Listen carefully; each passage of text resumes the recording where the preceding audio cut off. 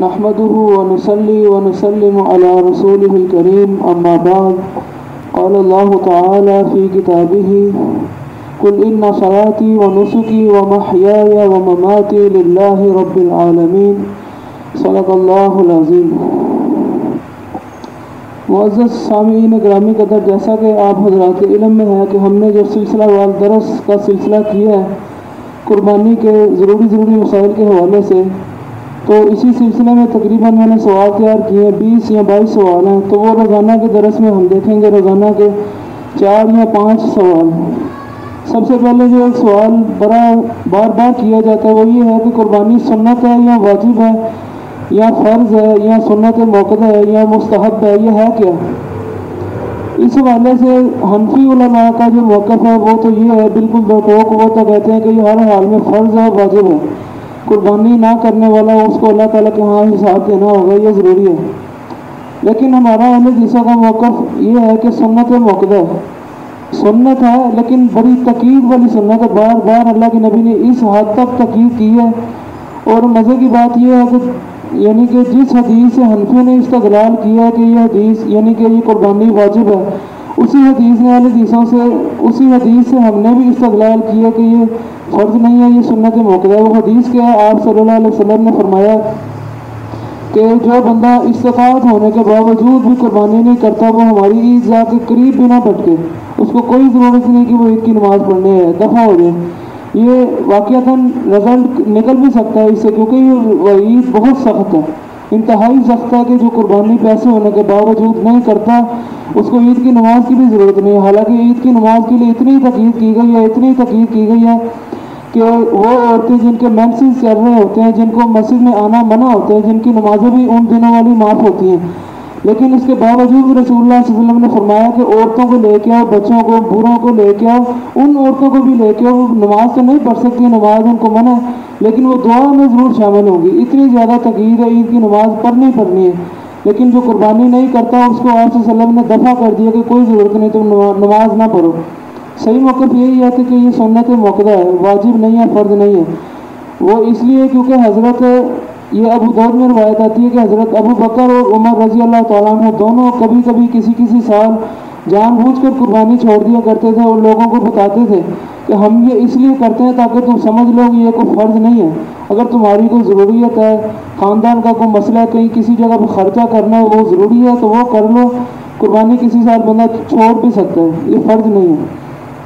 دوسرا یہ سوال وہ کیا جاتا ہے کہ حلال جانور میں سے کون کون سے حصے حرام ہیں۔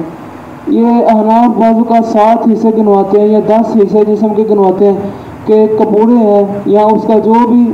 جسم کے حصے گنواتے ہیں۔ بالکل یہ کوئی بات ثابت نہیں ہے، نہ قرآن میں کوئی آیت ہے، نہ کوئی حدیث میں نہ کسی صحابی نے منع کیا ہے، نہ کسی تابعین سے یہ ثابت ہے کہ جسم کے اعضاء کا کوئی بھی حصہ ہو رسول اللہ صلی اللہ علیہ وسلم نے حرام یا مکروہ نہیں کیا، کیونکہ ہماری ذات یہ فیصلہ نہیں کر سکتی کہ ہمیں یہ برا لگتا ہے، اس میں سے بو آتی ہے، یہ اچھا نہیں ہے، کپڑے کھانے چاہیے، نہیں، ہمیں نہیں پسند تو نہ کھاؤ۔ یہ کون سا کوئی یعنی گن پوائنٹ بھی تمہیں کھلا رہا ہے کہ یہ کھاؤ گے تو تم پھر ورنہ نمازیں نہیں قبول ہوگی، نہ کھاؤ، کوئی مسئلہ نہیں۔ لیکن یہ ہے کہ دوسروں کو فتویٰ لگاؤ، کوئی کھا رہا ہے کپڑے یا اس طرح کی چیزیں، اس کا مذاق اڑاؤ گے، یہ شریعت کے ساتھ مذاق ہے، سنت رسول کا مذاق ہے، یہ اس بندے کا مذاق نہیں ہے۔ قطعاً ایسی کوئی بات نہیں، سارا کا سارا جانور اس کا گوشت کے جتنے بھی حصے وہ حلال ہیں۔ ہاں اس کا خون ایک حرام ہے اور اس کی جو کھال ہے وہ بھی حرام ہے، وہ تو سب کو معلوم ہے۔ ایک سوال یہ ہوتا ہے کہ فوت شدگان کی طرف سے یا نبی صلی اللہ علیہ وسلم کی طرف سے بھی بعض لوگ قربانی کرتے ہیں عشق رسول میں جا کر، تو ایسی بھی کوئی بات ثابت نہیں ہے۔ فوت شدگان کی طرف سے صرف وہی عمل ہو سکتے ہیں جو ثابت ہیں۔ ہاں ان کی طرف سے کوئی صدقہ کر دیں یا ان کی طرف سے اگر وہ حج نہیں کر سکا تو ان کی طرف سے حج کر سکتے ہیں، یا ان کی اولاد اگر وہ نیک ہے تو وہ جو بھی عمل کرے گی زندگی میں مرتے دم تک اس کی اولاد کا جو بھی عمل ہے وہ ان کو پہنچ سکتا ہے۔ یہ وہ چیزیں ہیں جو ان کو پہنچ سکتی ہیں، تو فوت شدگان کی طرف سے قربانی کسی صورت نہیں ہو سکتی، اس کی کوئی دلیل نہیں۔ اور نبی صلی اللہ علیہ وسلم کے بارے میں یہ جو اصل میں ان کے پاس بھی ایک دلیل ہے، وہ دلیل بریلویوں کے پاس یہ ہے کہ حضرت علی رضی اللہ تعالیٰ عنہ کو آپ صلی اللہ علیہ وسلم نے کہا تھا کہ میرے یہ جو اونٹ باقی رہ گئے نا یہ ذبح کرو۔ حج کے موقع پر آپ صلی اللہ علیہ وسلم نے 100 اونٹ ذبح کیے تھے،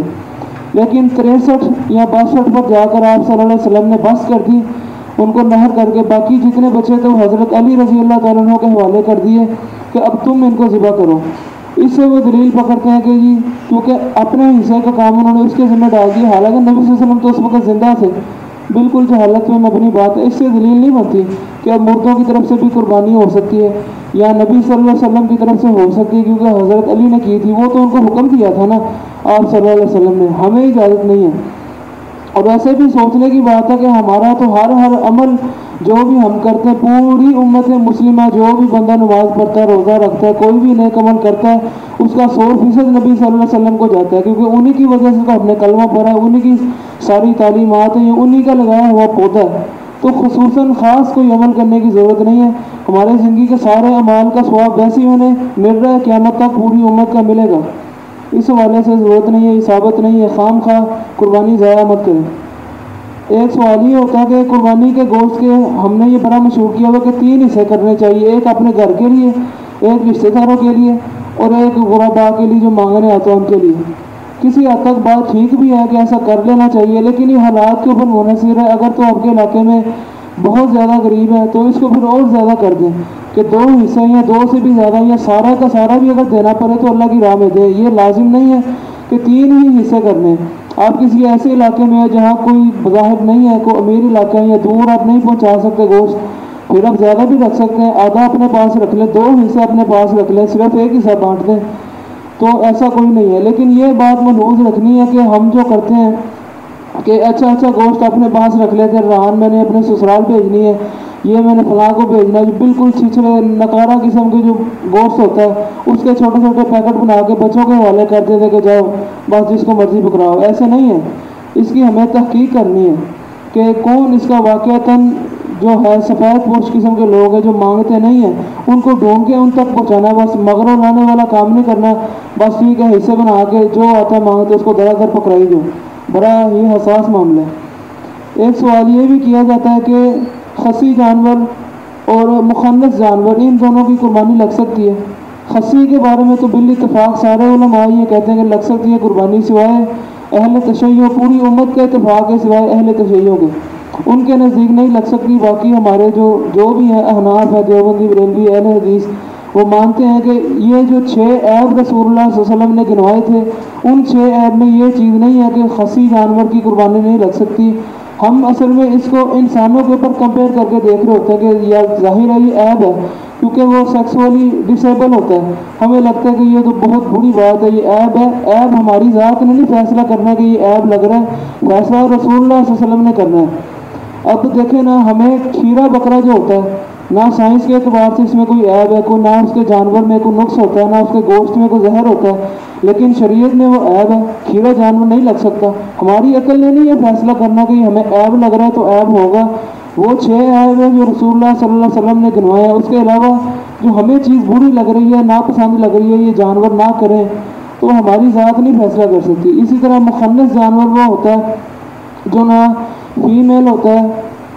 نہ شیمیل، یا جو بھی جیسے ہمارے انسانوں میں ہوتا ہے خواجہ سرا، تیسری جو نسل ہوتی ہے، اسی طرح یہ جانوروں میں بھی سسٹم ہوتا ہے، تو ہم اس کو بھی عیب سمجھتے ہیں، بہت برا سمجھتے ہیں کہ پتہ نہیں کرنا چاہیے۔ نہیں، یہ کسی قسم کا عیب نہیں ہے، 100% اس کی قربانی درست ہے، نہ ہی کوئی ثواب میں کمی، بالکل اس طرح کا جانور قربانی کے لیے لگ سکتے ہیں۔ اسی کے ریلیٹڈ ایک سوال یہ ہے کہ حاملہ بکری ہوتی ہے، بعض اوقات اس کے پیٹ میں بچہ ہوتا ہے چھوٹا، تو ہم بڑا سوال کرتے ہیں کہ اس کے بیٹے کا کیا قصور ہے اگر اس کو ذبح کر دیں گے؟ حالانکہ شریعت میں ایسی کوئی بات نہیں ہے، اگر اس کو بھی ذبح کر سکتے ہیں، اس میں سے جو مردار بیٹا نکلے گا وہ بھی 100% حلال ہے۔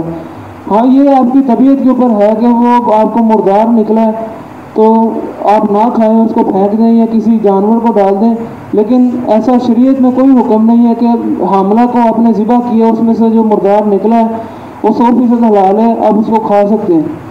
اسی طرح باقی مسائل روزانہ انشاءاللہ ڈسکس کریں گے، آج کے لیے کافی ہے۔ ھذا ما عندی واللہ تعالی اعلم بالصواب، جزاک اللہ خیرا۔